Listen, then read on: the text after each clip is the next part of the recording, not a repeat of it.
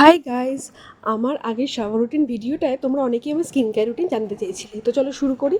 তো তোমরা দেখতেই পাচ্ছ আমার oily acne prone skin. Already আমার ছোটো ছোটো অ্যাকনে রয়েছে, প্লাস কিছু মুখে দাগ রয়েছে, and it's absolutely okay and fine.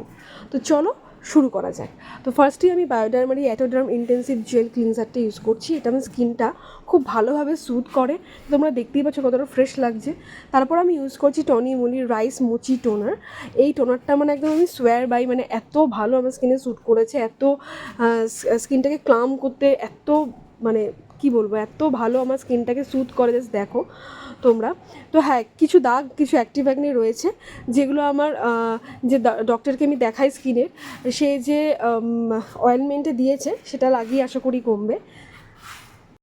তো তারপরেই আমি ইউজ করে নিচ্ছি কিন্তু মিরাবেলের এই শিট মাস্ক ইজ অ্যাবসলিউটলি লাভ। তো তোমাদের যাদের যাদের ডিহাইড্রেটেড স্কিনের প্রবলেম, তোমরা কিন্তু ইউজ করতে পারো, এটা খুব ভালো কাজ দেয়।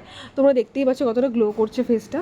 তো এরপর আমি আমার যে সান ড্যামেজগুলো হয় রোজ রোজ বাড়ির বাইরে বেরিয়ে, তো সেটাকে আমি স্যুথ করার জন্য আমি ইউজ করছি দ্য ফেস শপের অ্যালোভেরা জেল। এটা খুবই ভালো, এটার ব্যাপারে কী বলবো আমি। তবে এটা মোটা লেয়ার স্কিনে লাগিয়ে রেখে দিই 5 থেকে 10 মিনিট।